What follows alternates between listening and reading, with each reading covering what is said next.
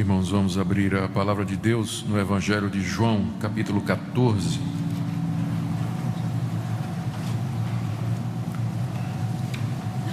Evangelho de João, capítulo 14, do verso 1 até o verso 14.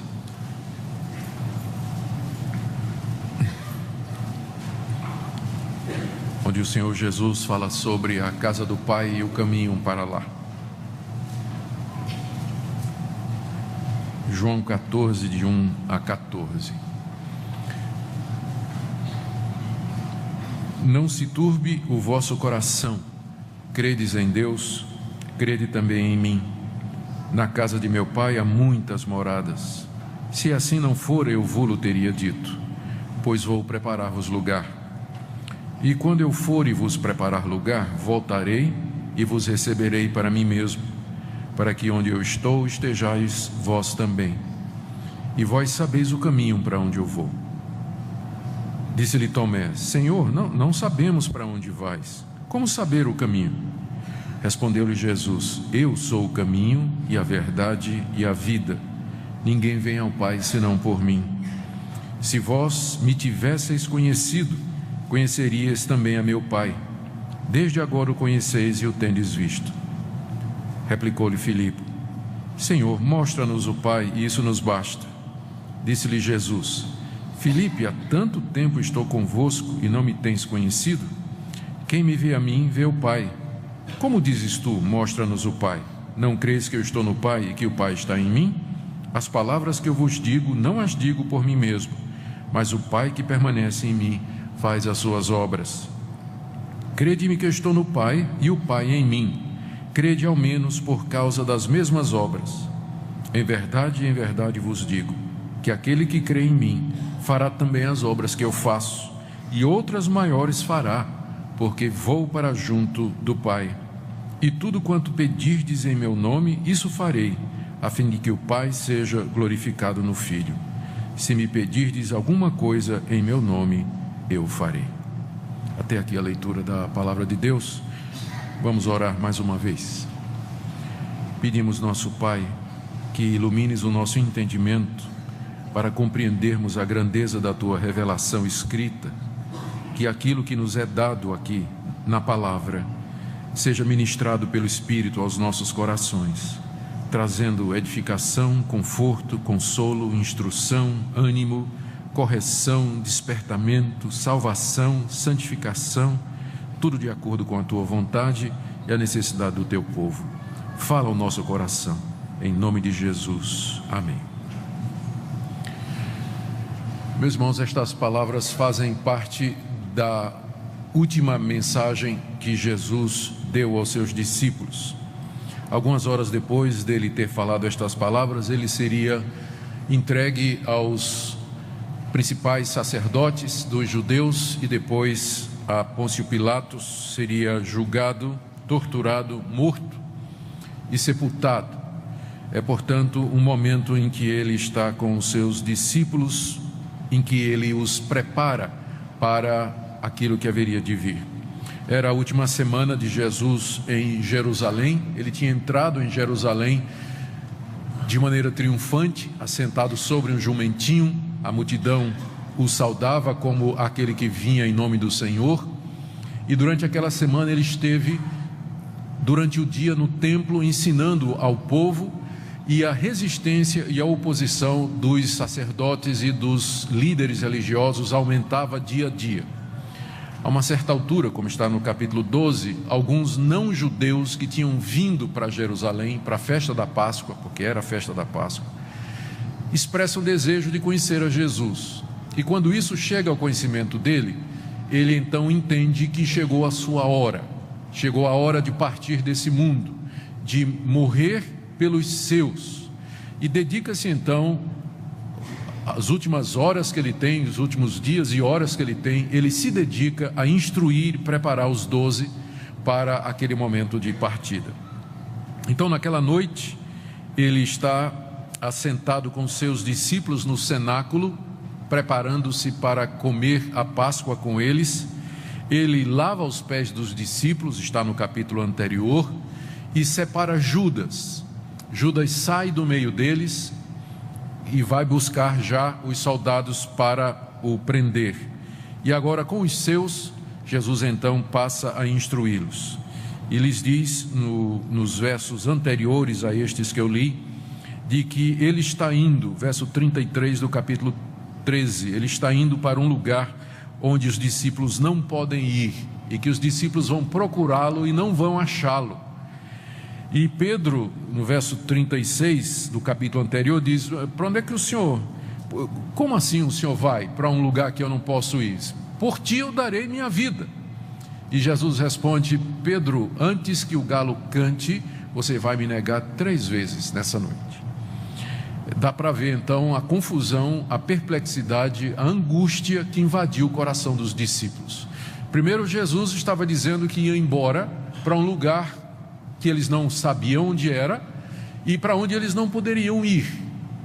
E eles tinham esperança de que Jesus era o Messias, aquele que haveria de instalar o reino de Deus, e que a glória dele haveria de ser manifesta, talvez ali mesmo durante a festa da Páscoa. Mas agora ele está dizendo que vai embora, frustrando toda a esperança que os discípulos tinham de que o reino de Deus haveria de começar ali. E pior, a maneira pela qual ele estava indo era através, inclusive, da negação do líder deles, que era Pedro. E a vergonha, com certeza, entrou no coração. De nós vamos negar, Pedro vai negar o Senhor? Então, não é difícil entender o estado mental de perturbação, de angústia e de perplexidade em que os discípulos se achavam. Por isso que Jesus diz para eles, no verso 1, não se turbe o vosso coração. Não fiquem aflitos, não fiquem perturbados, não fiquem angustiados. Crede em Deus, crede também em mim. Da mesma forma como vocês vêm crendo em Deus e confiando em Deus e esperando em Deus, vocês devem depositar fé em mim. E ao fazer isso, Jesus se coloca como sendo o próprio Deus, porque para uma pessoa pedir a outra que creia nela da mesma forma que crê em Deus, se aquela pessoa não for Deus, isso é idolatria. Jesus se apresenta como Deus aos discípulos e diz: creiam em mim, da mesma forma que vocês creem em Deus. Eu não desampararei vocês, eu não os abandonarei. E em seguida ele dá 4 razões pelas quais eles não deveriam ficar perturbados com aquilo que ele falou. A primeira está no verso 2: na casa de meu pai há muitas moradas. Não se turbe o coração de vocês, porque eu estou indo para a casa do Pai, e lá há muitas moradas, e com certeza há lugar para vocês também. Quando ele fala que na casa do Pai tem muitas moradas, nós não devemos pensar no céu como um condomínio cheio de apartamento, onde cada um de nós vai ter o seu apartamento, seu cubículo individual, como uma grande colmeia. Não é? Muita gente pensa assim, não é? Olha, pensa no céu como sendo, usando essa metáfora, não é? De uma casa ou uma mansão cheia de quartos, onde cada um tem o seu próprio quarto. Não é isso que está na mente de Jesus quando ele diz isso. O que ele está dizendo é simplesmente, ele está usando uma figura para dizer que para onde ele vai, que é a casa do Pai, tem lugar para eles também. Por isso eles não deviam ficar perturbados, porque para onde ele vai, eles irão depois. Há muito lugar lá, inclusive para vocês, para os gregos que estão querendo me ver, para todos quantos Deus chamar. Quando ele se refere ao céu como a casa do Pai, talvez ele esteja fazendo um contraste com o templo de Jerusalém. Os discípulos seriam expulsos do templo de Jerusalém, que era chamada casa de Deus. Eles seriam expulsos de lá, mas seriam recebidos no verdadeiro templo de Deus, na verdadeira casa de Deus, que é a casa celestial. A casa do Pai, portanto, é o lugar para onde Jesus estava indo depois da morte, que é a presença do Todo-Poderoso. Não é um lugar geográfico, mas é onde Deus habita, é o centro do universo, onde Ele está sentado no seu trono, adorado pelos anjos, pelos que já foram na nossa frente. E é para lá que Jesus estava indo, a casa do Pai, onde há muitos lugares, inclusive para vocês, diz Jesus aos seus discípulos. Por isso eles não deveriam ficar turbados, perturbados, angustiados e perplexos. Segunda coisa que ele diz, segunda razão para que eles não se perturbem, ainda está no verso 2. Ele diz assim: se assim não fora, eu vos teria dito, pois vou preparar-vos lugar. Eu nunca menti para vocês, eu sempre disse a verdade. Se não fosse assim, eu teria dito a vocês. Mas agora eu vou preparar lugar. Essa passagem ela é popularmente interpretada como o seguinte: Jesus, depois da morte, foi para o céu e entrou no serviço de construção civil. Ele está preparando o lugar para nós. E vocês já ouviram aquela figura, né? Olha, se faz 2 anos que ele está preparando o lugar, imagina como não está bonito. Mas o texto não está dizendo isso, porque a casa do Pai está pronta desde a fundação do mundo. A preparação é a morte dele e a ressurreição. Ele foi abrir o caminho. É nesse sentido que ele foi preparar o lugar, porque está tudo pronto desde a fundação do mundo, mas o acesso está fechado por causa dos nossos pecados. A casa está pronta, mas você não tem a chave. Quando ele diz eu vou preparar lugar, ele está dizendo: pela minha morte e pela minha ressurreição, eu vou abrir a casa do Pai para vocês. Isso ele já fez há 2000 anos. Então não pensemos que ele está construindo uma mansão além das colinas para nós, porque isso já está feito desde a fundação do mundo. Não é isso que ele diz lá em Mateus 25: vinde benditos de meu Pai, entrai na posse do reino que está pronto desde a fundação do mundo. Então não é nesse sentido, mas a preparação que Jesus faz é pela morte e pela ressurreição abrir o reino de Deus para nós, para que nós possamos entrar na casa do Pai. Terceira razão para os discípulos não ficarem perturbados, verso 3: e quando eu for e vos preparar lugar, voltarei e vos receberei para mim mesmo. Jesus está dizendo: eu vou, mas eu volto, e quando eu voltar, eu receberei vocês para mim mesmo. A que volta ele se refere? Porque ele, num certo sentido, voltou quando ressurgiu dos mortos. Ele voltou quando mandou o Espírito Santo, e ele vem ao nosso encontro quando nós morremos.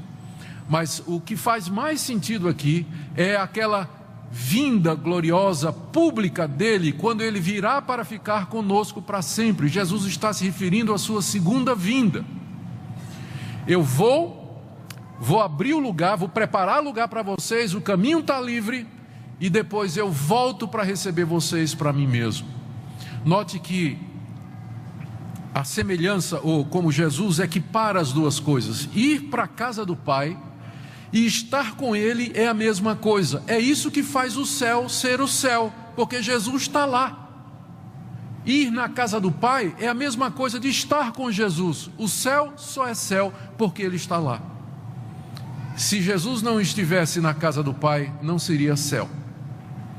Não vejo nenhuma razão pela qual nós gostaríamos de ir para lá, porque é isso que vai fazer da glória o que ela é. A comunhão com Cristo exaltado para todo sempre, a nossa união com Ele por toda a eternidade. Eu vos receberei para mim mesmo. É isso que faz o céu ser tão desejável, porque o Senhor Jesus está lá. Agora note essa conexão entre morrer e ir para a casa do Pai e a segunda vinda. Parece que se confunde as duas coisas aqui, não é? Prestaram atenção? Eu vou para a casa do Pai, onde tem muitas moradas, e volto e recebo vocês para mim mesmo. Segunda vinda.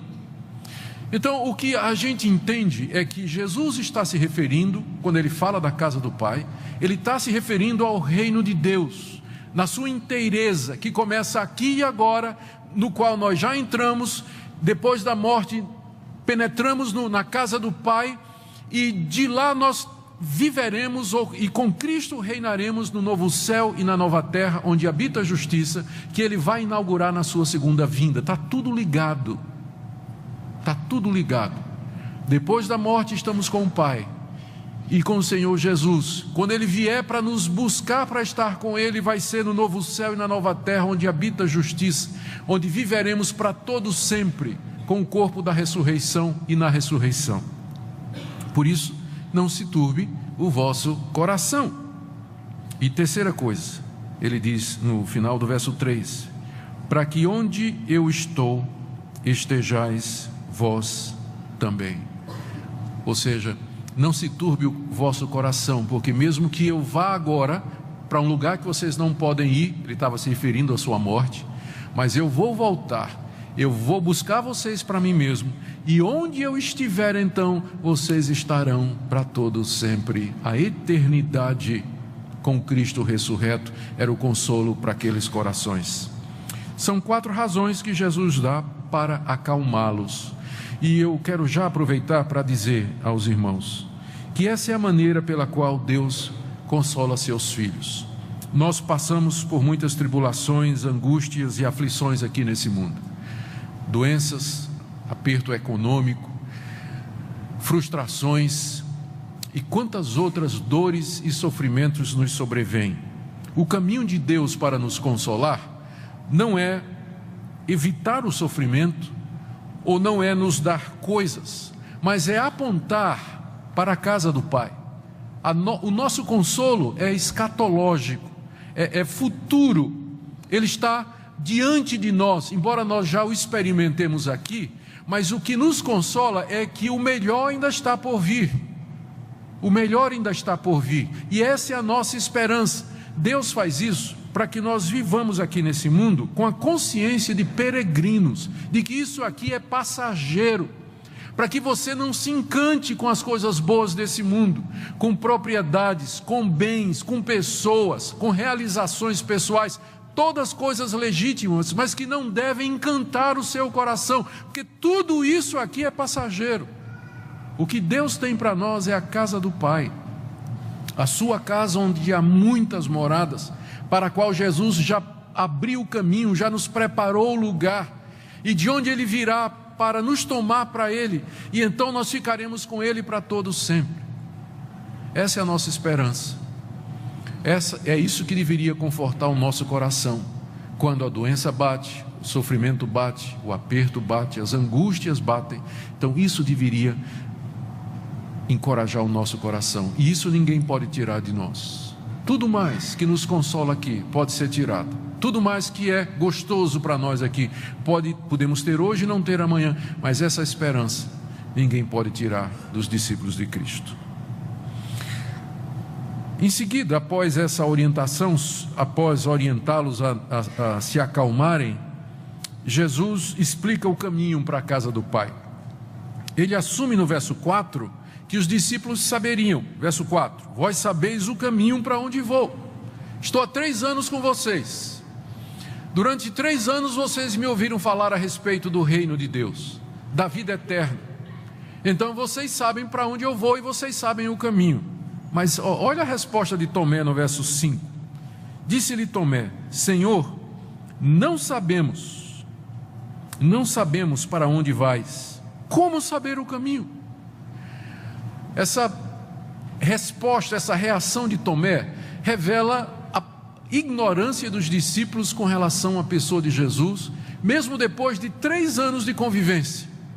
Não é que eles não criam em Deus, e não é que eles não criam que Jesus era o Messias, aquele que haveria de vir para salvar pecadores, para salvar o seu povo. Eles criam nisso, só que eles ainda não haviam compreendido exatamente quem era Jesus, que Ele era o próprio Deus, Deus Filho que estava com eles, e que Ele veio para abrir o caminho, para levá-los para o reino celestial. Eles estavam, na cabeça deles, a mentalidade deles era que Jesus era aquele Messias libertador político que Deus havia mandado para libertar Israel de debaixo do jugo dos romanos. Estavam pensando num reino completamente terreno, e Jesus está falando da casa do Pai.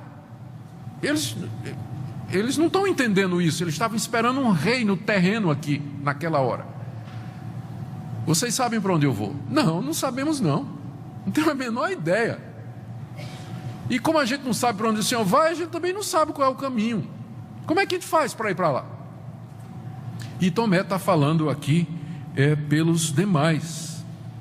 E o Senhor Jesus responde no verso 6: Tomé, eu sou o caminho, eu sou a verdade, além do caminho, eu sou a verdade e eu sou a vida, e por isso ninguém vem ao Pai senão por mim.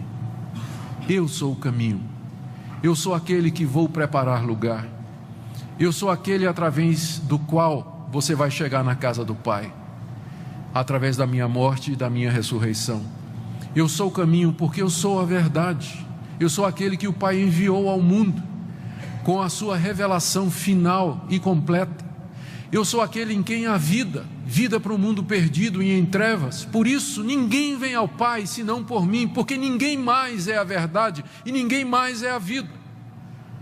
Há muitas religiões, há muitos líderes, há muitas ideias, mas eu sou a verdade e eu sou a vida. Por isso, só através de mim se pode chegar na casa do Pai.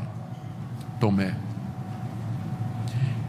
Aqui o Senhor Jesus coloca com muita clareza a exclusividade do cristianismo, a exclusividade do caminho que ele propõe. Ele não admite, ele não concebe outra rodovia, outro acesso ao reino de Deus que não seja através dele.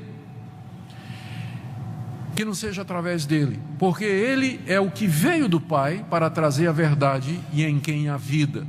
Todos os demais, como ele disse no capítulo anterior, ele diz: todos os demais que vieram antes de mim são ladrões e salteadores, mas ele é aquele que foi de fato enviado pelo Pai, e a salvação existe somente nele. Aí verso 7: se vós me tivesseis conhecido, conhecerias também a meu Pai. Desde agora o conheceis e o tendes visto. Se vocês tivessem durante esses 3 anos compreendido quem eu sou, compreendido a minha missão, vocês também teriam conhecido o Pai, porque eu estou no Pai e o Pai está em mim. Eu e o Pai somos um. Desde agora, o agora aqui não é naquele momento, mas é a partir do momento em que Jesus vai morrer e ressuscitar. A partir de agora, a partir de então, o conheceis e o tendes visto. Eu estou fazendo essa interpretação porque os evangelhos deixam claro que os discípulos só entenderam quem era Jesus plenamente depois que ele ressuscitou dos mortos. Antes eles sabiam que ele era o Messias, que ele era o Filho de Deus, que tinha sido enviado de Deus, mas tudo que estava relacionado com a pessoa de Cristo e que ele veio fazer, só ficou claro depois que Jesus ressuscitou. Então Jesus diz: vocês vão conhecer o Pai e vocês vão ver o Pai. E aí vem a interrogação, a solução proposta por Felipe no verso 8, dizendo assim: Senhor, mostra-nos o Pai, isso nos basta. Esse pedido de Felipe é muito elucidativo.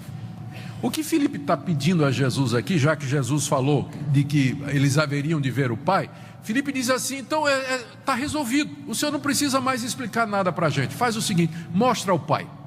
Se a gente vir a Deus, as dúvidas vão embora, todas as dificuldades cessam. Se a gente tiver uma visão de Deus, todas as respostas todas as perguntas estão respondidas. O que Felipe está pedindo aqui é uma manifestação direta de Deus, como Deus fez no Antigo Testamento, as chamadas teofanias, ou mais do que isso, ele quer ter uma visão direta de Deus, como a Moisés, numa certa ocasião, no livro de Êxodo está escrito, numa certa ocasião Moisés disse para Deus: eu quero ver a tua glória, manifesta-te a mim, me aparece, ó Deus, eu quero te ver.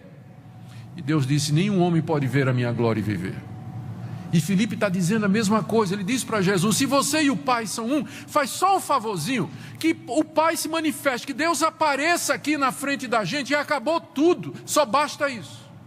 Você pode pensar que o pedido de Felipe é extravagante, mas examine seu coração. Quantas vezes você não disse a Deus a mesma coisa? Deus, eu só quero ouvir tua voz, fala. Se o Senhor falasse do céu, se o Senhor mandasse um anjo aparecer na minha frente, ou se o Senhor aparecesse com uma visão na minha frente, todas as minhas dúvidas se sanariam. Você não já fez esse tipo de oração? Ou não sentiu, ou não pensou isso?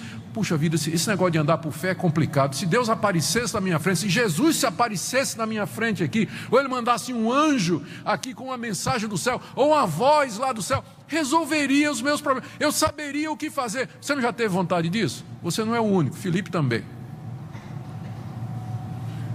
Qual foi a resposta de Jesus? Não. Porque esse encontro, Felipe, que você está pedindo, ele já vem acontecendo há 3 anos. Filipe queria ter uma visão de Deus, Jesus responde com a encarnação. Estou há 3 anos com vocês e vocês não entenderam. Quem me vê a mim, vê o Pai. Por que você pede, final do verso 9, como é que você diz, mostra-nos o Pai? Gente, durante 3 anos, aqueles homens andaram com Deus, comeram com Deus, dormiram com Deus, se divertiram com Deus, riram com Deus, caminharam com Deus. Deus estava ali 3 anos ao lado deles, e no final ele diz, eu quero ver o Pai. Eu queria que você analisasse esse grito no seu coração por uma manifestação de Deus à luz disso aqui. Porque eu sei que na hora da dúvida, da angústia, da decisão, a gente não sabe o que fazer. A gente ora e diz, Deus, seria tão mais fácil se eu aparecesse aqui na minha frente e dissesse, é esse o caminho. Mas a resposta de Deus é essa: há 2000 anos eu estou com vocês. A gente quer uma visão, Deus responde com a encarnação. Há tanto tempo estou convosco e não me conheceis. Eu tenho a impressão que essa busca por sinais e prodígios em grande parte do setor evangélico acaba diminuindo a importância da encarnação, da revelação de Deus em Cristo e da Escritura, porque as pessoas querem ver alguma coisa, elas querem sentir alguma coisa, elas querem experimentar alguma coisa, mas o caminho de Deus para nós é o caminho da fé, é crer na pessoa de Jesus Cristo. E nós cremos em Jesus Cristo através daquilo que os apóstolos inspirados escreveram a respeito dele, que está aqui na palavra de Deus. Você quer ouvir a voz de Deus? Leia a Bíblia. Quer ouvir a voz de Deus audivelmente? Leia a Bíblia em voz alta. E aí você vai ouvir. É assim que Deus atende, é assim que Ele responde. Foi isso que Ele disse para Filipe. E no verso 10... do verso 10 no verso 10 e 11, ele faz um apelo para que os seus discípulos creiam que ele está no Pai e que o Pai está nele. E o apelo é feito com base em 2 coisas: nas palavras que Jesus disse e nas obras que ele fez. Não creis que eu estou no Pai e que o Pai está em mim? As palavras que eu vos digo, não as digo por mim mesmo, mas o Pai que permanece em mim faz as suas obras. Crede-me que eu estou no Pai e o Pai em mim. Crede ao menos por causa das mesmas obras. Creia, Filipe. Creiam que eu estou no Pai e que o Pai está em mim. Que me ver é ver o Pai. Creiam por 2 motivos. Primeiro, pelas palavras que eu tenho falado esses 3 anos. Elas não vieram de mim, elas vieram do Pai. Até os soldados que vieram prender Jesus disseram: nunca ninguém falou como esse homem. As palavras que eu falo, foi o Pai que me deu para falar, disse o Senhor Jesus. E se vocês não querem crer nas palavras, creiam nas obras. Creiam nas obras que eu pratiquei durante esses 3 anos. Por obras, é claro, que milagres estão incluídos aqui. Quando Jesus fala, quando ele fala assim, creia nas obras que eu realizo, ele sem dúvida estava se referindo aos sinais e prodígios que ele fez, que tinham como objetivo mostrar que ele tinha vindo da parte de Deus. Mas a palavra obras no Evangelho de João é muito maior do que a palavra sinais ou a palavra milagres, porque envolve tudo aquilo que Jesus fez: a sua compaixão pelos pobres, a maneira como tratou os seus inimigos, a maneira como foi obediente ao Pai até o fim, como ele seguiu no caminho do amor. Todas as atitudes e decisões de Jesus se encaixam aqui no que ele diz, obras. É como se ele dissesse: se você não crê nas minhas palavras, creia naquilo que eu faço, nas minhas atitudes. Claro, sinais também, mas a minha maneira de viver. Poucos versículos, poucos capítulos atrás, ele disse assim: quem de vocês me convence de pecado? Me mostrem na minha conduta alguma coisa errada, alguma coisa que eu fiz que está contra a vontade do Pai. Ninguém podia convencer Jesus de pecado, porque pecado ele não tinha. Então, obras é muito mais do que simplesmente sinais e prodígios. E aí ele faz, no final do texto, no final da nossa passagem, do versos 12, 13 e 14, ele faz uma promessa que tem como objetivo confortar os discípulos dentro ainda do que ele falou: não se turbe o vosso coração, porque se vocês crerem em mim, as obras que eu faço vocês farão e farão maiores ainda. Jesus como que dá uma virada. No início do capítulo, os discípulos estão perturbados, eles estão confusos. E à medida que o capítulo prossegue, mostra também que eles desconheciam o caminho para o Pai e para a casa do Pai. E também mostra de que eles não tinham entendido quem era Deus, porque eles queriam ter quem era Jesus, porque eles querem ter uma visão de Deus. E Jesus diz assim, ainda assim ele diz para esse grupo de pessoas confusas e sem total compreensão: vocês vão fazer as mesmas coisas que eu faço e vão fazer ainda maiores. Puxa, hein? Que confiança do Senhor Jesus nesse grupo. Mas ele não estava confiado nesse grupo não, mas no Deus que haveria de abençoar esse grupinho de 11, dos quais um haveria de negar daqui a pouco e os outros 10 haveriam de fugir na hora da morte. Mas eles haveriam de fazer as mesmas obras e até maiores. O que Jesus quis dizer com isso? O que significa estas obras e as obras maiores? Como nós já vimos, as obras de Cristo relatadas nos evangelhos são o seu trabalho de mestre como pregador, ensinando nas sinagogas, discipulando as pessoas, curando os doentes, abençoando os pobres e necessitados, tendo compaixão dos excluídos. São as obras de Cristo. E ele disse aos discípulos: vocês vão fazer estas obras e vão fazer maiores. O que ele quis dizer com isso, com obras maiores? Para que nós entendamos essa promessa que ele fez aos seus discípulos, de que eles fariam as mesmas obras e maiores, nós temos que ver duas outras coisas que Jesus diz aqui, que estão relacionadas com isso. A primeira está no verso 12. Vocês vão fazer as obras maiores porque eu vou para junto do Pai. E a segunda está no verso 13 e 14. Tudo quanto vocês pedirem em meu nome, isso farei, a fim de que o Pai seja glorificado no Filho.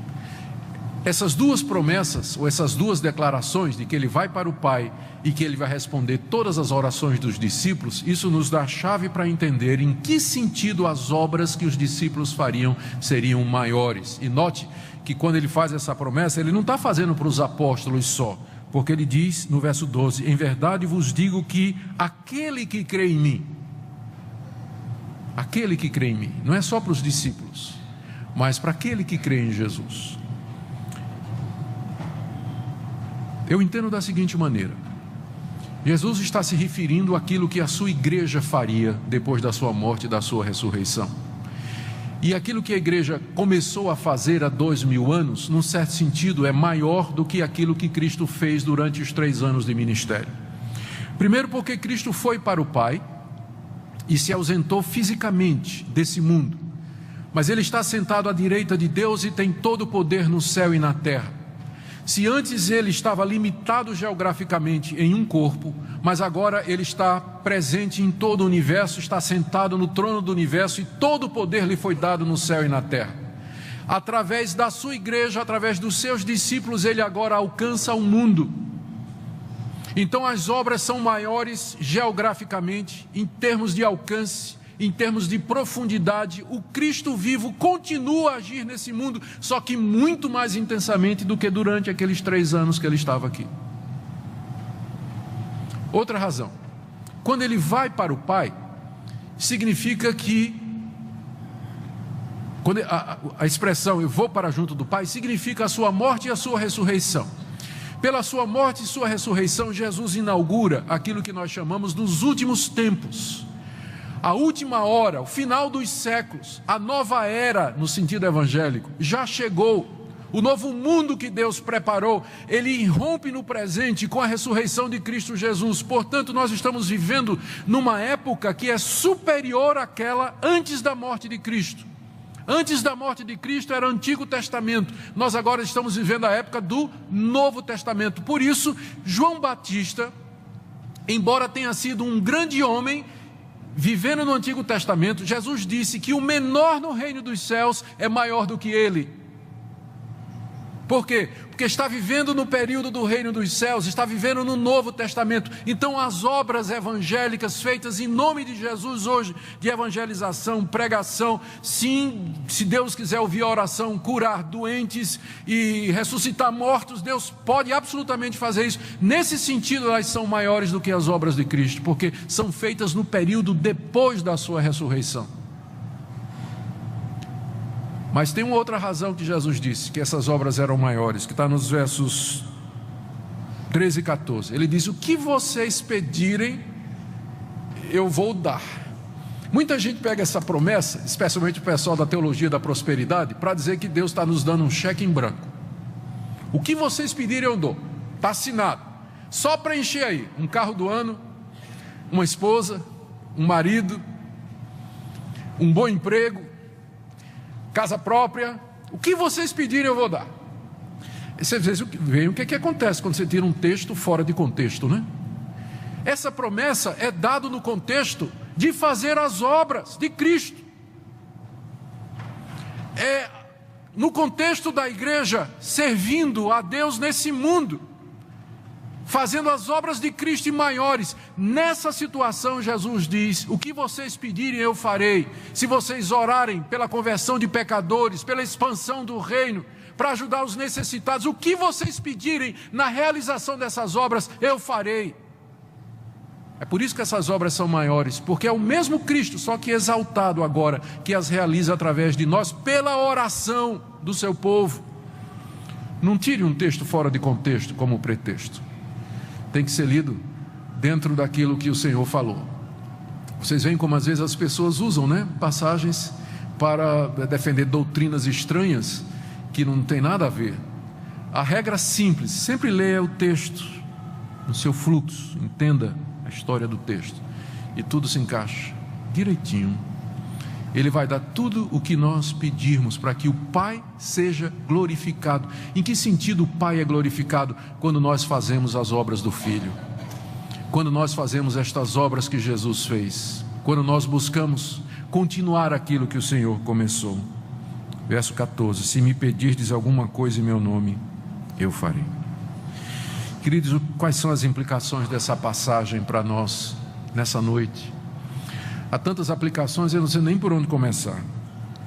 Mas eu começo dizendo que, primeiro, para os aflitos e atribulados, é assim que nosso Deus nos consola. Ele nos aponta para a casa do Pai. Ele nos aponta para a realidade final e última que nos aguarda. Ele quer que o seu coração se desapegue desse mundo e que esteja cheio de esperança, confiado na pessoa de Jesus Cristo e o que Ele representa para nós. Esse mundo não pode, de fato, satisfazer o nosso coração. Não há riqueza alguma nesse mundo, pessoa alguma nesse mundo que possa encher o nosso coração. Para isso Deus reservou a realidade final e última. Eu queria que você se consolasse nessa noite com isso. Queria que você pensasse nisso e deixasse essas palavras trazer conforto e paz. Não se turbe o vosso coração. É passageiro, vai terminar. Isso aqui não é para sempre. E o nosso Deus está vindo na pessoa do seu Filho Jesus Cristo. Também eu creio que essa passagem tem uma aplicação com relação à questão da salvação das pessoas. No mundo plural como aquele que nós vivemos, é fácil nós fazermos a pergunta: o que será daquelas pessoas que têm outras religiões e outros deuses? Será que há salvação em outras religiões? Será que no final Deus não vai misericordiosamente, porque Ele é amor, perdoar todos e receber a todos? Esse texto nos ajuda a ver com muita clareza que fora do conhecimento de Cristo não há possibilidade ordinária de salvação. Por isso que a nossa missão é ir ao mundo e fazer as obras de Cristo, para que as pessoas creiam e sejam salvas, porque sem o Evangelho elas estão perdidas. Elas estão perdidas. Eu sou o caminho, a verdade e a vida. Ninguém vem ao Pai senão por mim. Esse texto também tem uma aplicação para as nossas experiências diárias, quando nós gostaríamos que Deus aparecesse na nossa frente, que um anjo invadisse o nosso quarto, que uma voz ressoasse do céu, ou um sinal e um prodígio acontecesse para que nós tivéssemos certeza. Lembre sempre do que Jesus disse a Filipe: estou há tanto tempo com você e você não me conhece? Quem me vê a mim, vê o Pai. Por que você está dizendo, me mostra o Pai? O Senhor Jesus se revela a nós nesse livro. Esse livro que é a palavra de Deus. Aqui nós encontramos quem Ele é, a sua obra, a sua missão. A razão pela qual nós às vezes estamos querendo ver sinais e prodígios é porque nós não vemos a Cristo nesse livro, nós não dedicamos tempo para ler esse livro, para estudá-lo, porque aqui é a revelação última e final de Deus, tendo Deus outrora falado muitas vezes, de muitas maneiras, aos pais pelos profetas, nos últimos dias nos falou pelo seu Filho. Ele é a revelação final e última de Deus. Você quer ver a Deus, quer conhecer a Deus, estude a palavra dele. Uma outra aplicação aqui é sobre a questão da fé. Popularmente esse versículo é interpretado como sendo que se você tiver fé suficiente, você vai fazer mais milagres do que Jesus Cristo. Espero que você esteja ouvindo o que você está dizendo. Prestou atenção no que você está dizendo? Nós estamos no capítulo 14. Do capítulo 14 para trás, Jesus fez 7 milagres. Andou sobre as águas, transformou água em vinho, multiplicou pães e peixes, ressuscitou um homem que estava morto há 4 dias, abriu os olhos de um cego de nascença e curou um paralítico de 35 anos. Você acha que é capaz de superar essa marca? Você acha que é capaz de superar essa marca? Aliás, eu vou mais além. Eu pergunto se você conhece alguém que superou essa marca. São 2000 anos de história da igreja. Pode apontar algum exemplo de alguém que atravessou o mar andando sobre ele, que transformou água em vinho, ressuscitou mortos de 4 dias? É claro que essa palavra não está dizendo que nós faremos milagres mais estupendos do que Cristo fez, porque aqueles milagres eram específicos, visavam mostrar que Ele era Deus.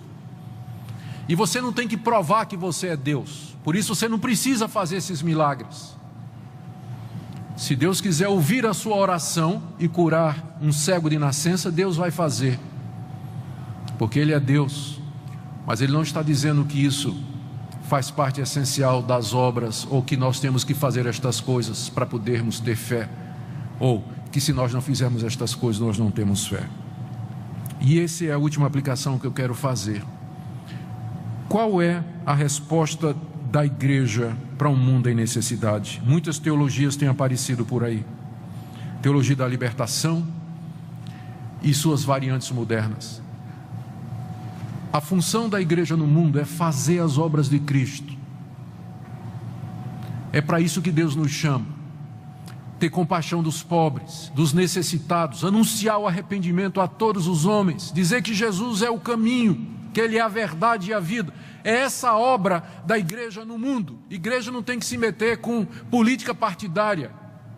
Igreja não tem que se envolver em movimentos políticos, ou adotar uma agenda política, ou qualquer uma destas outras coisas que muda de país para país, de cultura para cultura. Um chamado é o nosso, é realizar as obras de Cristo no mundo. E nós temos esse desafio, tem muita coisa a fazer. E eu termino perguntando se você está engajado nisso. As obras de Cristo. Ele disse: na casa do Pai há muitas moradas. Mas Ele disse também que quem cresce nele faria as obras dele. Como é que você sabe que você tem uma morada dessa? Que uma delas é sua? A resposta é: eu vejo as obras de Cristo em você. Você faz as obras de Cristo. Você vive para servi-lo nesse mundo.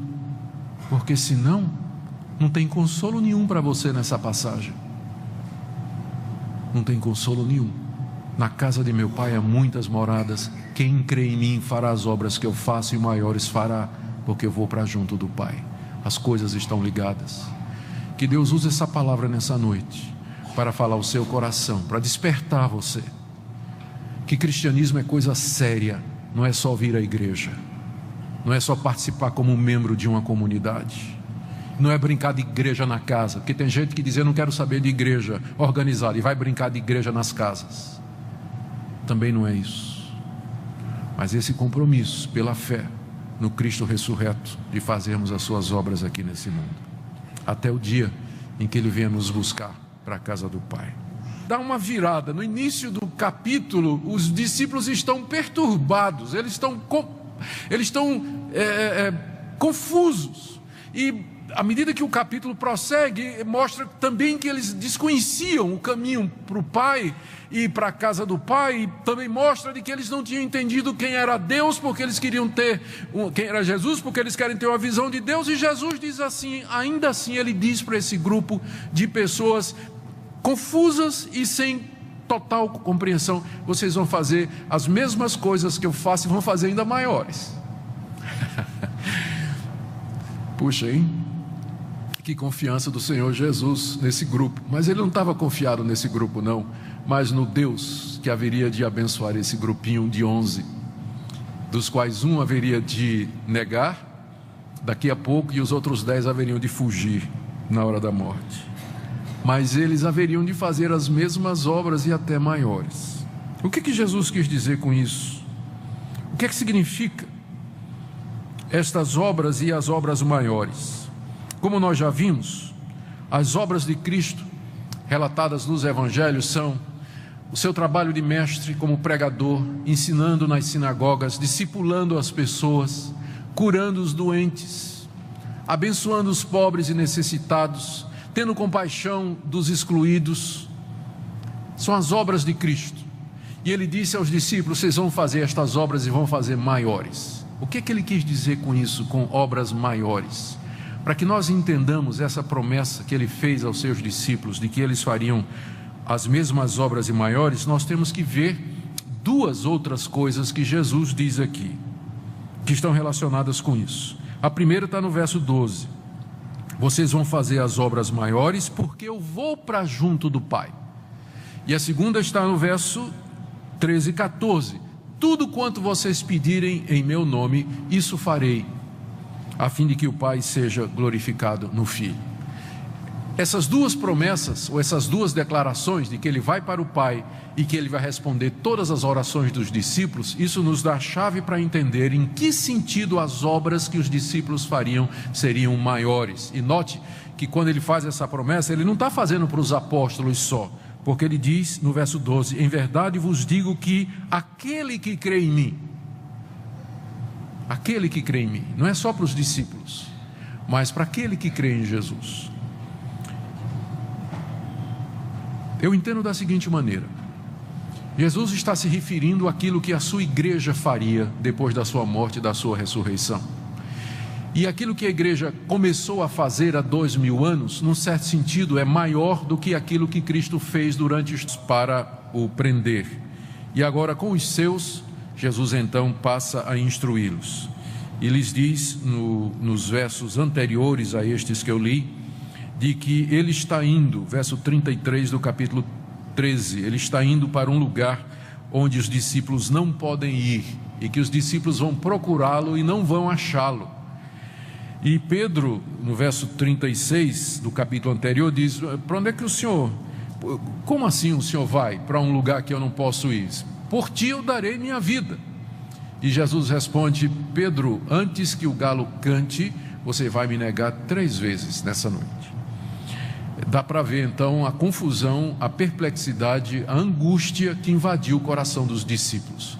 Primeiro, Jesus estava dizendo que ia embora para um lugar que eles não sabiam onde era e para onde eles não poderiam ir.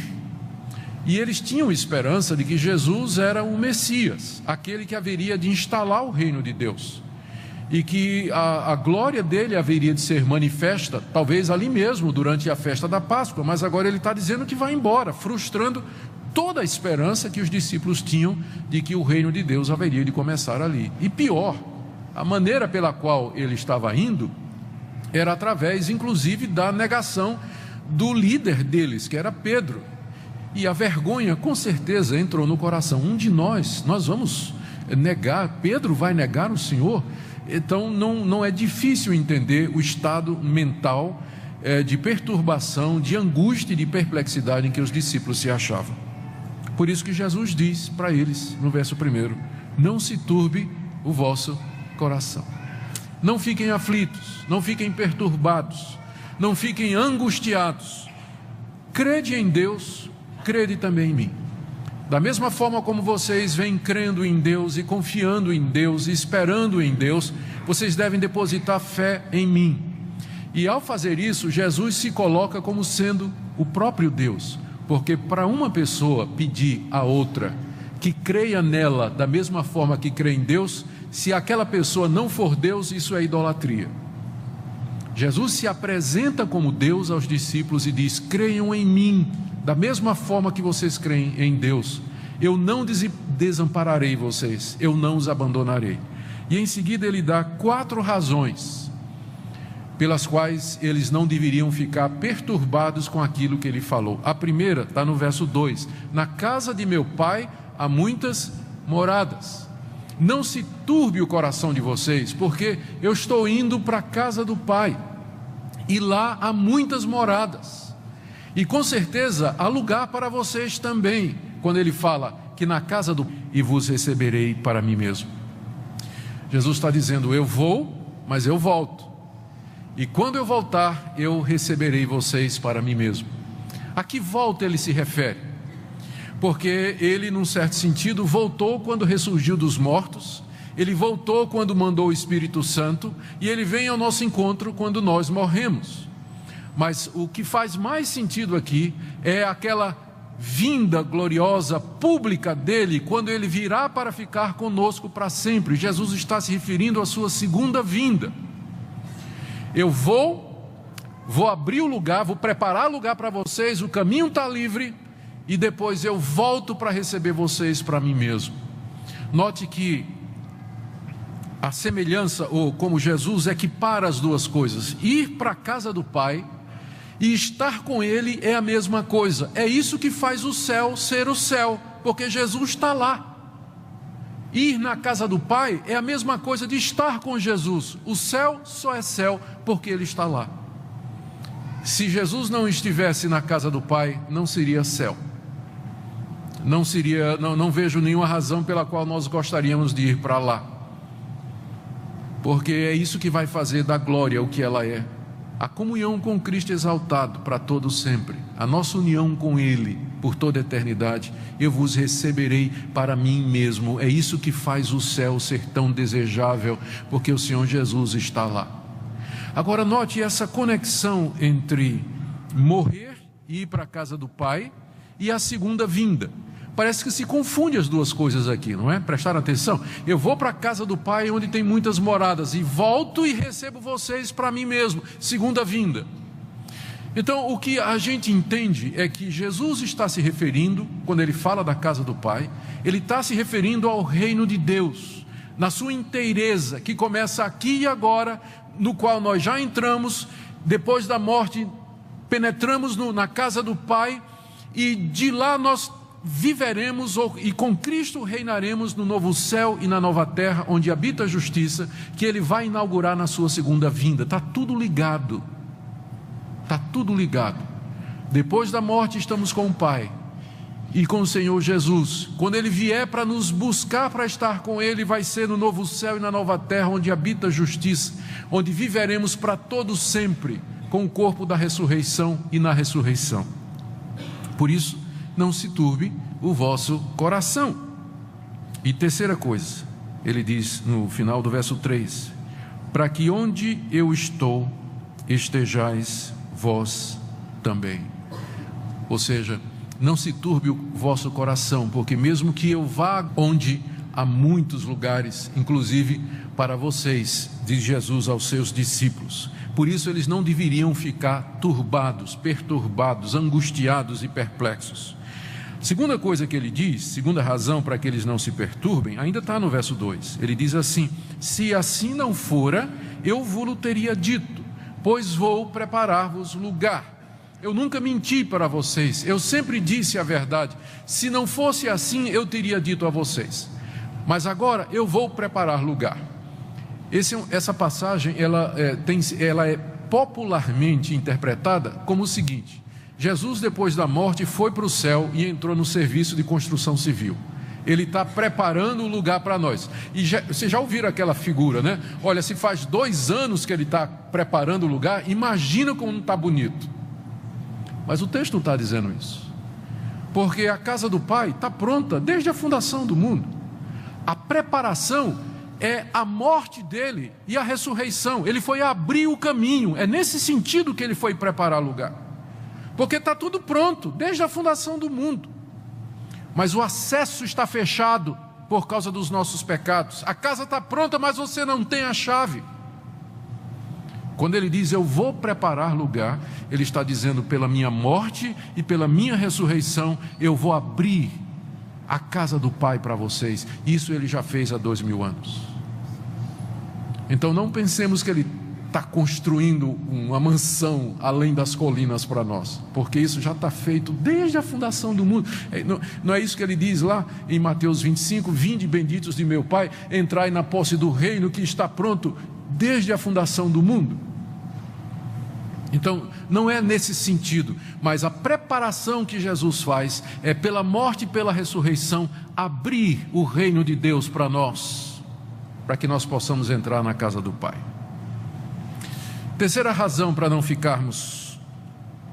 os discípulos não ficarem perturbados, verso 3: e quando eu for e vos preparar lugar, voltarei e vos receberei para mim mesmo. Jesus está dizendo, eu vou, mas eu volto, e quando eu voltar, eu receberei vocês para mim mesmo. A que volta Ele se refere? Porque Ele, num certo sentido, voltou quando ressurgiu dos mortos. Ele voltou quando mandou o Espírito Santo, e Ele vem ao nosso encontro quando nós morremos. Mas o que faz mais sentido aqui é aquela vinda gloriosa, pública dEle, quando Ele virá para ficar conosco para sempre. Jesus está se referindo à sua segunda vinda. Eu vou abrir o lugar, vou preparar lugar para vocês, o caminho está livre, e depois eu vou. Porque envolve tudo aquilo que Jesus fez, a sua compaixão pelos pobres, a maneira como tratou os seus inimigos, a maneira como foi obediente ao Pai até o fim, como Ele seguiu no caminho do amor. Todas as atitudes e decisões de Jesus se encaixam aqui no que Ele diz, obras. É como se Ele dissesse, se você não crê nas minhas palavras, creia naquilo que eu faço, nas minhas atitudes, claro, sinais também, mas a minha maneira de viver. Poucos capítulos atrás, Ele disse assim, quem de vocês me convence de pecado? Me mostrem na minha conduta alguma coisa errada, alguma coisa que eu fiz que está contra a vontade do Pai. Ninguém podia convencer Jesus de pecado, porque pecado Ele não tinha. Então obras é muito mais do que simplesmente sinais e prodígios. E aí Ele faz, no final do texto, no final da nossa passagem, do versos 12, 13 e 14, Ele faz uma promessa que tem como objetivo confortar os discípulos dentro ainda do que Ele falou, não se turbe o vosso coração, porque se vocês crerem em mim, as obras que eu faço, vocês farão e farão maiores ainda. Jesus como que dá uma virada. No início do capítulo, os discípulos estão perturbados, eles estão confusos, e à medida que o capítulo prossegue, mostra também que eles desconheciam o caminho para o Pai e para a casa do Pai, e também mostra de que eles não tinham entendido quem era Deus, porque eles queriam quem era Jesus, porque eles querem ter uma visão de Deus. E Jesus diz assim, ainda assim Ele diz para esse grupo de pessoas confusas e sem total compreensão, vocês vão fazer as mesmas coisas que eu faço e vão fazer ainda maiores. Puxa, hein?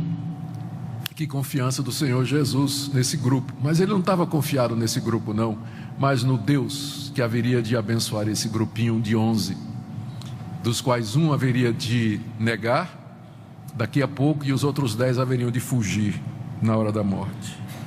Mas eles haveriam de fazer as mesmas obras e até maiores. O que Jesus quis dizer com isso? O que significa estas obras e as obras maiores? Como nós já vimos, as obras de Cristo relatadas nos evangelhos são o seu trabalho de mestre como pregador, ensinando nas sinagogas, discipulando as pessoas, curando os doentes, abençoando os pobres e necessitados, tendo compaixão dos excluídos. São as obras de Cristo. E ele disse aos discípulos: vocês vão fazer estas obras e vão fazer maiores. O que ele quis dizer com isso, com obras maiores? Estado agora que as realiza através de nós, pela oração do seu povo. Não tire um texto fora de contexto como pretexto. Tem que ser lido dentro daquilo que o Senhor falou. Vocês veem como às vezes as pessoas usam, passagens para defender doutrinas estranhas que não tem nada a ver. A regra simples: sempre leia o texto no seu fluxo, entenda a história do texto e tudo se encaixa direitinho. Ele vai dar tudo o que nós pedirmos para que o Pai seja glorificado. Em que sentido o Pai é glorificado? Quando nós fazemos as obras do Filho, quando nós fazemos estas obras que Jesus fez, quando nós buscamos continuar aquilo que o Senhor começou. Verso 14: se me pedirdes alguma coisa em meu nome, eu farei. Queridos, quais são as implicações dessa passagem para nós nessa noite? Há tantas aplicações, eu não sei nem por onde começar. Mas eu começo dizendo que, primeiro, para os aflitos e atribulados, é assim que nosso Deus nos consola. Ele nos aponta para a casa do Pai. Ele nos aponta para a realidade final e última que nos aguarda. Ele quer que o seu coração se desapegue desse mundo e que esteja cheio de esperança, confiado na pessoa de Jesus Cristo e o que Ele representa para nós. Esse mundo não pode de fato satisfazer o nosso coração. Não há riqueza alguma nesse mundo, pessoa alguma nesse mundo que possa encher o nosso coração. Para isso Deus reservou a realidade final e última. Eu queria que você se consolasse nessa noite com isso. Queria que você pensasse nisso e deixasse essas palavras trazer conforto e paz. Não se turbe o vosso coração. É passageiro, vai terminar. Isso aqui não é para sempre. E o nosso Deus está vindo na pessoa do seu Filho Jesus Cristo. Também eu creio que essa passagem tem uma aplicação com relação à questão da salvação das pessoas. No mundo plural como aquele que nós vivemos, é fácil nós fazermos a pergunta: o que será daquelas pessoas que têm outras religiões e outros deuses? Será que há salvação em outras religiões? Será que no final Deus não vai misericordiosamente, porque Ele é amor, perdoar todos e receber a todos? Esse texto nos ajuda a ver com muita clareza que fora do conhecimento de Cristo não há possibilidade ordinária de salvação. Por isso que a nossa missão é ir ao mundo e fazer as obras de Cristo, para que as pessoas creiam e sejam salvas, porque sem o Evangelho elas estão perdidas. Elas estão perdidas. Eu sou o caminho, a verdade e a vida. Sabiam que Ele era o Messias, que Ele era o Filho de Deus, que tinha sido enviado de Deus, mas tudo que estava relacionado com a pessoa de Cristo e que Ele veio fazer, só ficou claro depois que Jesus ressuscitou. Então Jesus disse: vocês vão conhecer o Pai e vocês vão ver o Pai. E aí vem a interrogação, a solução proposta por Felipe no verso 8, dizendo assim: Senhor, mostra-nos o Pai, isso nos basta. Esse pedido de Felipe é muito elucidativo. O que Felipe está pedindo a Jesus aqui, já que Jesus falou de que eles haveriam de ver o Pai, Felipe diz assim: então está resolvido, o Senhor não precisa mais explicar nada para a gente. Faz o seguinte, mostra o Pai. Se a gente vir a Deus, as dúvidas vão embora, todas as dificuldades cessam. Se a gente tiver uma visão de Deus, todas as respostas estão, todas as perguntas estão respondidas. O que Felipe está pedindo aqui é uma manifestação direta de Deus, como Deus fez no Antigo Testamento, as chamadas teofanias, ou mais do que isso, ele quer ter uma visão direta de Deus, como a Moisés, numa certa ocasião, no livro de Êxodo está escrito, numa certa ocasião Moisés disse para Deus: eu quero ver a tua glória, manifesta-te a mim, me aparece, ó Deus, eu quero te ver. E Deus disse: nenhum homem pode ver a minha glória e viver. E Felipe está dizendo a mesma coisa. Ele diz para Jesus: se você e o Pai são um, faz só um favorzinho, que o Pai se manifeste, que Deus apareça aqui na frente da gente, e acabou tudo, só basta isso. Você pode pensar que o pedido de Filipe é extravagante, mas examine seu coração. Quantas vezes você não disse a Deus a mesma coisa? Deus, eu só quero ouvir tua voz, fala. Se o Senhor falasse do céu, se o Senhor mandasse um anjo aparecer na minha frente, ou se o Senhor aparecesse com uma visão na minha frente, todas as minhas dúvidas se sanariam. Você não já fez esse tipo de oração? Ou não sentiu, ou não pensou isso? Puxa vida, esse negócio de andar por fé é complicado. Se Deus aparecesse na minha frente, se Jesus se aparecesse na minha frente aqui, ou Ele mandasse um anjo aqui com uma mensagem do céu, ou uma voz lá do céu, resolveria os meus problemas, eu saberia o que fazer. Você não já teve vontade disso? Você não é o único, Filipe também. Qual foi a resposta de Jesus? Não. Porque esse encontro, Filipe, que você está pedindo, ele já vem acontecendo há 3 anos. Filipe queria ter uma visão de Deus, Jesus responde com a encarnação. Eu estou há 3 anos com vocês e vocês não entenderam. Quem me vê a mim, vê o Pai. Por que você pede, final do verso 9, como é que você diz, mostra-nos o Pai? Gente, durante 3 anos, aqueles homens, e não é que eles não criam que Jesus era o Messias, aquele que haveria de vir para salvar pecadores, para salvar o seu povo, eles criam nisso, só que eles ainda não haviam compreendido exatamente quem era Jesus, que Ele era o próprio Deus, Deus Filho que estava com eles, e que Ele veio para abrir o caminho, para levá-los para o reino celestial. Eles estavam, na cabeça deles, a mentalidade deles era que Jesus era aquele Messias libertador político que Deus havia mandado para libertar Israel de debaixo do jugo dos romanos. Estavam pensando num reino completamente terreno. E Jesus está falando da casa do Pai. Eles não estão entendendo isso, eles estavam esperando um reino terreno aqui, naquela hora. Vocês sabem para onde eu vou? Não sabemos não. Não tenho a menor ideia. E como a gente não sabe para onde o Senhor vai, a gente também não sabe qual é o caminho. Como é que a gente faz para ir para lá? E Tomé está falando aqui pelos demais. E o Senhor Jesus responde no verso 6: Eu, Tomé, eu sou o caminho. Eu sou a verdade. Além do caminho, eu sou a verdade e eu sou a vida. E por isso, ninguém vem ao Pai, senão por mim. Eu sou o caminho, eu sou aquele que vou preparar lugar, eu sou aquele através do qual você vai chegar na casa do Pai, através da minha morte e da minha ressurreição. Eu sou o caminho porque eu sou a verdade, eu sou aquele que o Pai enviou ao mundo, com a sua revelação final e completa. Eu sou aquele em quem há vida para o mundo perdido e em trevas. Por isso ninguém vem ao Pai senão por mim, porque ninguém mais é a verdade e ninguém mais é a vida.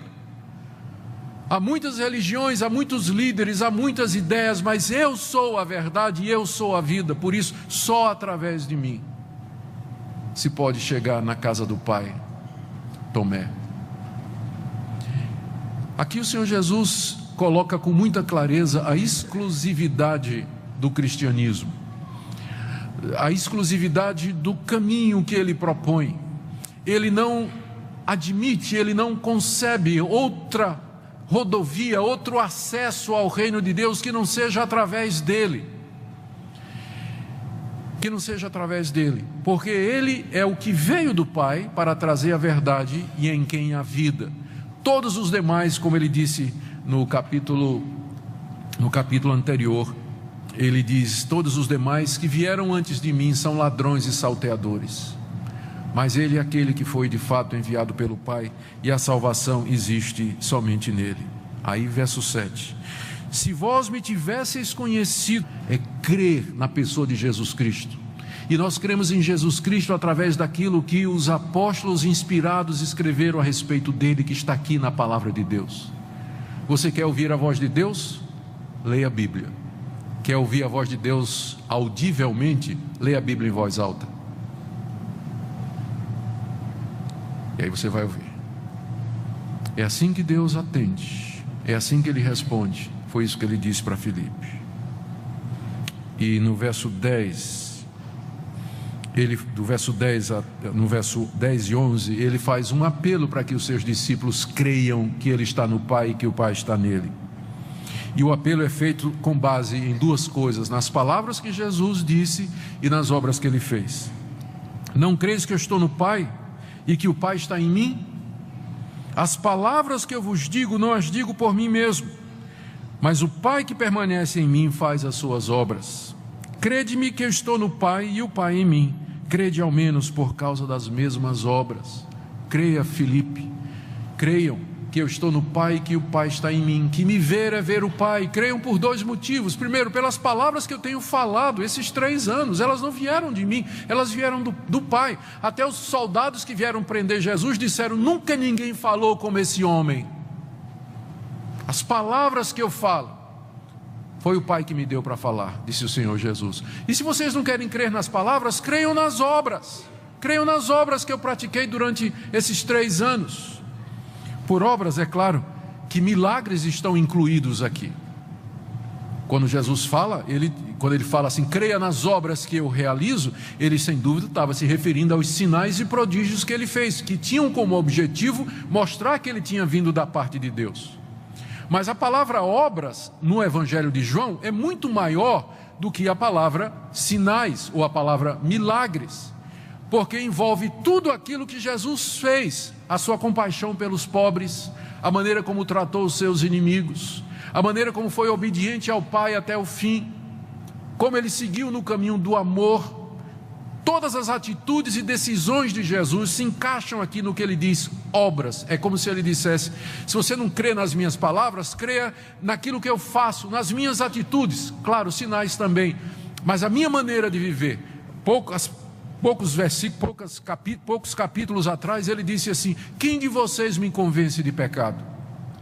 Me mostrem na minha conduta alguma coisa errada, alguma coisa que eu fiz que está contra a vontade do Pai. Ninguém podia convencer Jesus de pecado, porque pecado ele não tinha. Então, obras é muito mais do que simplesmente sinais e prodígios. E aí ele faz, no final, a gente ora e diz: Deus, seria tão mais fácil se eu aparecesse aqui na minha frente e dissesse: é esse o caminho.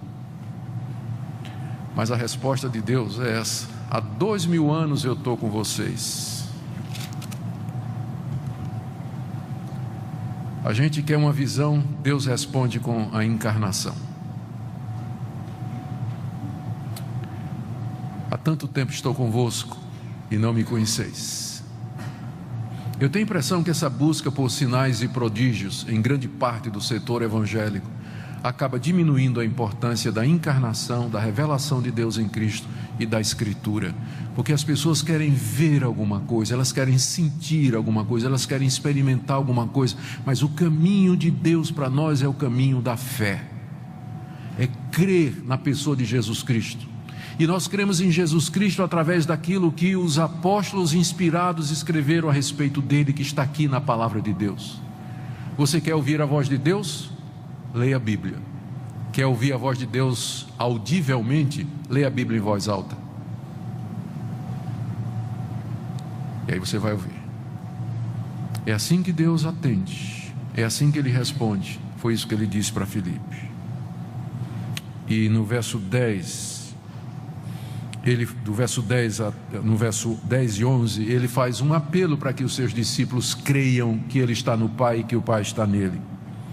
E o apelo é feito com base em duas coisas: nas palavras que Jesus disse e nas obras que Ele fez. Não creis que eu estou no Pai e que o Pai está em mim? As palavras que eu vos digo, não as digo por mim mesmo, mas o Pai que permanece em mim faz as suas obras. Crede-me que eu estou no Pai e o Pai em mim. Crede ao menos por causa das mesmas obras. Creia, Filipe. Creiam que eu estou no Pai e que o Pai está em mim. Que me ver é ver o Pai. Creiam por dois motivos. Primeiro, pelas palavras que eu tenho falado esses 3 anos. Elas não vieram de mim, elas vieram do Pai. Até os soldados que vieram prender Jesus disseram: nunca ninguém falou como esse homem. As palavras que eu falo, foi o Pai que me deu para falar, disse o Senhor Jesus. E se vocês não querem crer nas palavras, creiam nas obras. Creiam nas obras que eu pratiquei durante esses 3 anos. Por obras, é claro, que milagres estão incluídos aqui. Quando Jesus fala, quando ele fala assim, creia nas obras que eu realizo, ele sem dúvida estava se referindo aos sinais e prodígios que ele fez, que tinham como objetivo mostrar que ele tinha vindo da parte de Deus. Mas a palavra obras no Evangelho de João é muito maior do que a palavra sinais ou a palavra milagres, porque envolve tudo aquilo que Jesus fez, a sua compaixão pelos pobres, a maneira